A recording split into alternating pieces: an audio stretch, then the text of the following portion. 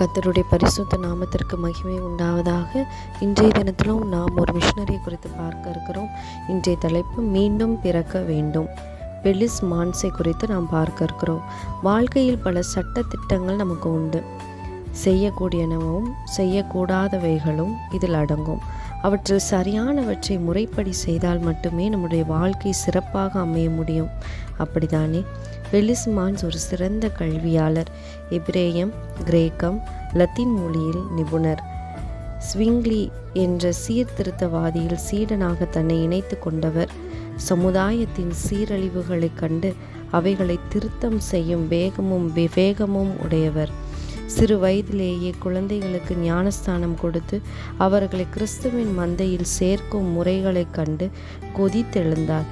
தன் நண்பர் உடன் இணைந்து மக்களிடம் பல கேள்விகளை முன்வைத்தார். ஞானம் அடைந்த பின்னரே பூசல்கள் வளர ஆரம்பித்தன.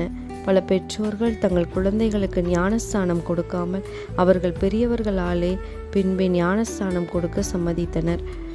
இதனால் திருச்சபையின் சட்டத்திட்டங்களுக்கு உட்படாதவராக பெலிஸ் பலமுறை குற்றம் சாட்டப்பட்டார். சிறையில் அடைக்கப்பட்டார்.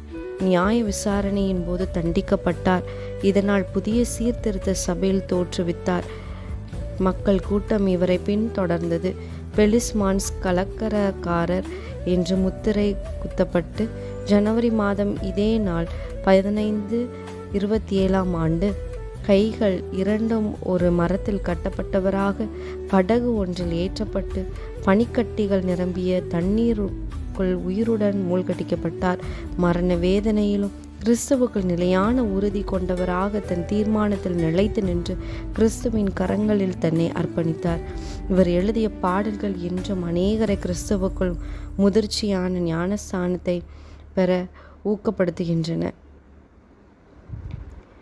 நாம் கிறிஸ்துவுக்குள் இருக்கிறோம் என்று நினைத்து மறுபடியும் கிறிஸ்துவுக்காக நாம் பிறந்து அவருக்காக நாம் மரிக்கும் பொழுது தேவனுடைய ராஜ்யத்தை நாம் காணும் பொழுது தேவனோடு கூட நாம் வாழ அந்த ஸ்லாக்கியத்தை நாம் பெற்றுக்கொள்ளவர்களாக இருக்க வேண்டும். இந்த பெலிஸ் மான்ஸ் ஒரு முன்மாதிரியாக வாழ்ந்து காட்டி கர்த்தருக்கென்று இரத்த சாட்சியாக மரித்தவர். அவர் வாழ்க்கை நம் ஒவ்வொருவருடைய இருதயத்தையும் நொறுக்கியுள்ளது. அவர் எப்படியாக இருந்தார், எப்படி கஷ்டப்பட்டு ஆண்டவருக்காக அவர் உழைத்தார், எல்லாவற்றையும் நாம் பார்க்கிறோம். தேவன் நாம் ஒவ்வொருவருடைய இருதயத்திலும் பேசி நாம் ஒவ்வொருவரும் தேவனுக்காக வாழ்ந்து காட்டுவோம். கர்த்தர் தாமே உங்கள் ஒவ்வொருவரையும் ஆசீர்வதிப்பாராக. ஆமேன்.